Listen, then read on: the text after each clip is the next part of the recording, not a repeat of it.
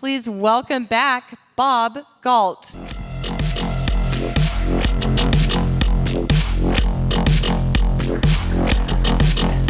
So I spoke about verticals, and you can have the best vertical go-to-market engine in the world. But if you don't have the support of services and marketing and product and engineering, it's not nearly as effective. We have been delivering horizontal solutions that will deliver a great vertical experience, which will then deliver a great vertical outcome. And one of the best things I've heard, and Nabil said a lot of great things, was that we are now making that transformation. We're evolving, where we're now going to start to deliver vertical solutions that are going to deliver a great vertical experience that will then deliver that great vertical outcome to our customers. And the first area that we're going to introduce that to is education. And education means for us K through 12 and higher education. So with that, please join me in welcoming Jill Pierce, McMinn County Schools.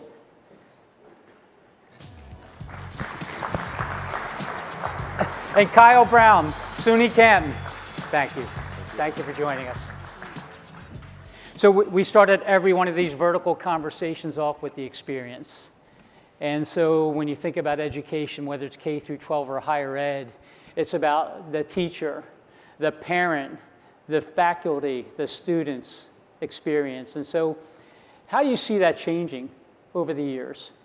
And what role do you think technology, and then piggybacking on that, what role do you think Extreme might play in improving and changing that experience? For us, we're very unique with dealing with minors, under 18 kids. One of the biggest things that we have to do with our network, and Extreme's already doing this for us, is that the privacy piece that we have to do because of the data. And the other issue is that my users can be my largest offenders to my network. And so with that, we have to be conscious of that because they're underage and they want to try things. And so having that good stability. The other thing in K-12 education, we have a lot of different types of data that goes across that network, and being able to manage that and give kids good access so we can get them ready to work at companies or go and do whatever they're doing, whether it's go straight into the job market or go to college. We want to make sure we give them those skills. And 92% of our resources are on the network. So if that's not solid and consistent, and that's one of the things that Extreme has worked with us, and so we've been able to keep the privacy, and then we've also been able to really work as far as making sure that we give them that access that they need to be able to explore what they're going to do in their next part of their lives. So continuing to improve connectivity in a secure way. Correct. How about you, Kyle? Yeah, I would also, add to that as well. I think the driver for us is the change in instruction. Shifting from the traditional face-to-face instruction to online instruction to multiple modality delivery. So SUNY Canton has 26% of our enrollments are fully online. They never come to campus. So in addition to the face-to-face students, we also have to accommodate these students at a distance that are never involved in the campus community, never involved other than the academic component. And so the driver for us to engage those students has been both academically and in the campus culture.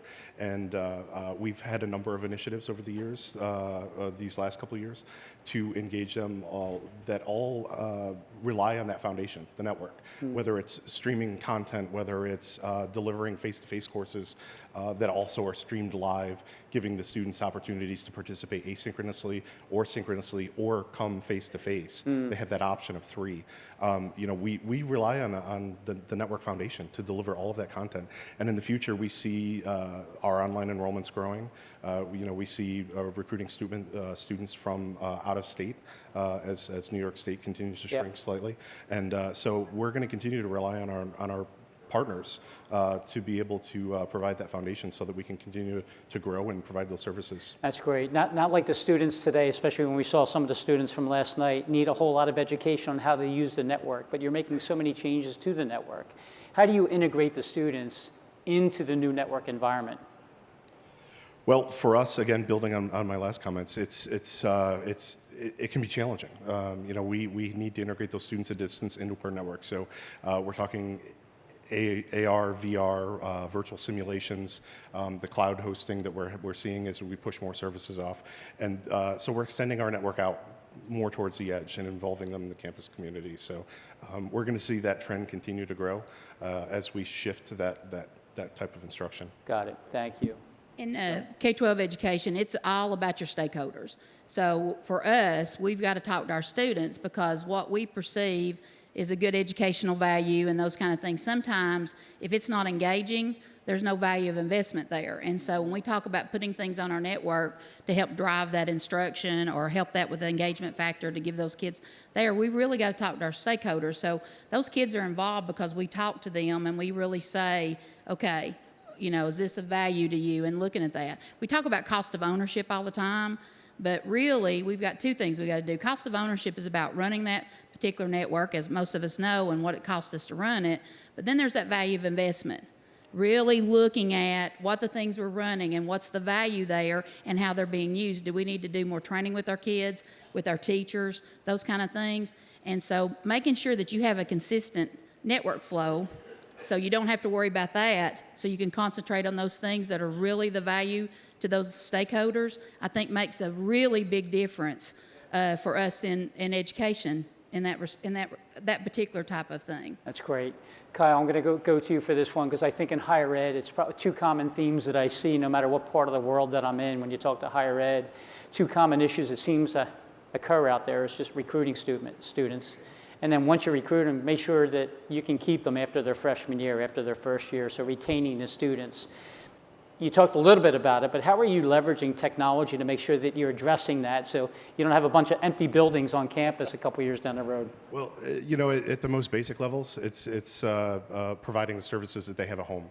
A student has an expectation when they come to the campus, they have that buy it now mentality. They have high-speed internet at their houses for the most part. They have their Netflix accounts, they have their Amazon accounts, Facebook, all their social media. I've actually seen a few years ago where students would come to a campus and actually walk away from an admissions tour because they had spotty Wi-Fi connection on the campus, on guest wireless. So from a very base level, we need to be able to provide those basic services. It's an expectation of everyday life. So moving beyond that, we also need to offer the more advanced services. So you know, as we partner with network providers for CDN services, so they have high-speed Netflix in their dorm rooms, and as they have access to their Facebook and Hulu and all the other accounts. And you know, we're seeing a trend where more students are interested in what we're able to provide in the classroom. They don't want traditional instruction. They're not looking for the you know, lecture from the front of the room. And our faculty are adapting to that. They're you know, starting to move towards more clusters of students, more engaging. Students are mirroring content, sharing content up on multiple monitors in the classroom.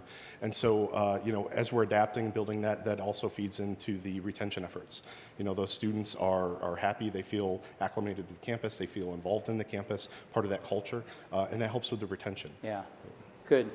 I don't think that question applies Public in the public education, school. we take everybody, so Yeah, that pretty yeah. much takes Yeah. that there. Jill, in our earlier conversation, you mentioned that you can't let money get in the way of doing the right thing. What do you mean by that? Well, you know, we're very unique. We use taxpayers' dollars, so we have to be good stewards of our money. But sometimes I think we settle for what's there instead of doing the planning that we need to do. And so one of the things we did, we went with Extreme 3 years ago. We had a legacy product and some other things that weren't legacy. And we really sat down and planned what we wanted to do, where we wanted to get, and we really looked about, I hate using the term future-proof because that's really hard, that's really not a good word, I think, in technology. I do think a growth matrix is probably a better word for that. So we really looked at our growth matrix of what we needed to do to sustain that network and get that term. So what we did was we planned, we looked at our legacy products, we looked at that, and we looked about what things we could put in. The other thing that we leveraged, because, and this is a change in the industry, is I'm also over grounds and facilities, and it's a long story why I have that responsibility, but we started looking your network now and the things that drive that network as far as your switches and APs and all the things there are part of buildings now. So just like fire alarms, intercom systems that you pay with capital monies, So we leveraged some of that because it's very hard to disprove that if you don't have a network in a school, you're probably not going to have a lot of students, and because of the resources. So we really looked at that and try not to get money in our way. And it's okay to dream big, but you got to dream reasonable. And so one of the things that happened as we did this, we realized, and we were able to put in the network we wanted with the equipment that we wanted, that did everything we wanted by doing that long-term planning before we did it. And so when I say money not getting in the way, we were good stewards of procurement and all that, but we made sure that that reason we went with Stream, it was the best cost that did everything we wanted to do and fit our growth matrix. And if we had to back off of it a little bit because money wasn't available there, then we had a plan how that would go in over time, just like all of us do.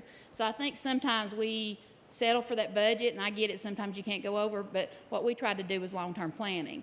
And sometimes the short-term and technology kind of takes factor, and I just don't think, I think we've got to think a little bit more long-term on the things we So put in. you're able to position total cost of ownership to the other people that are also making the decision with you. Correct. Okay. And I do think that too, as this is our first time at, we didn't get to attend last year, and I brought some of my team here. You know, we got a game plan. As soon as we know what we need to do, future on the network, we know what we need to do, risk management, those kind of things. And so, you know, we came here with a plan. And of course, we'll see things we didn't know about, and that's great. But our goal here is to figure out what we need to do for the next couple of years. So it fits that growth matrix to plan for those things. A lot of the technologies that we're seeing in schools, they're really cool, but finding that education value, or usually once we see a new technology, like when AI first came out, it was probably 3 years before we saw a real valid educational use for it that we could justify spending that type of money. So we have to make sure that our network has no thing. The other thing I think is very important in our planning, we also looked at that service support. And I really want to, I guess it's a shout out, but you know, the CTAC, what they've worked with us and all that, because in schools, we have some great guys, and myself, we're all working hard trying to do the right thing for our kids, but having that support, I've never seen anything like it, and we looked at that very hard. And I have to give a shout out to our provider that we do that. They do a lot to help us, and so having that extra support, just, I can't really even put a value on it because it's invaluable as far as how we manage how we're doing that. And they're here with us to help us work on our growth plan. They're a true partner for you. Yeah, and I think that's very important. That's great to hear. Yeah, and I would just piggyback on that sentiment as well. I've been through 2 campus forklift upgrades across the board within the last 7 years at 2 different campuses, and we leveraged Extreme for both of those.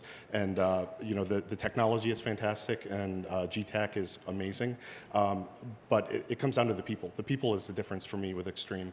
Our local sales engineer, Rob, if you're here, I know you know the story well. Poor Rob came up to northern New York middle of January, a week when it was 30 below zero, and came on site to help us with our deployment between midnight and 7 a.m. It's probably 40 below where he was coming from. Yeah, Go there to warm up. So, you know, you don't see that. You just don't see that with vendors. And so the people aspect is a differentiator. Everybody we've worked with over the years has been fantastic. And so That's great to hear. That's why we've stayed with you. Yeah, I had one more question. I'm not going to ask it. I'm just going to stop it right there because it can't get any better than that. So if you would give it up for Jill and Kyle. Thank you. Thank you. It's great. Thank you.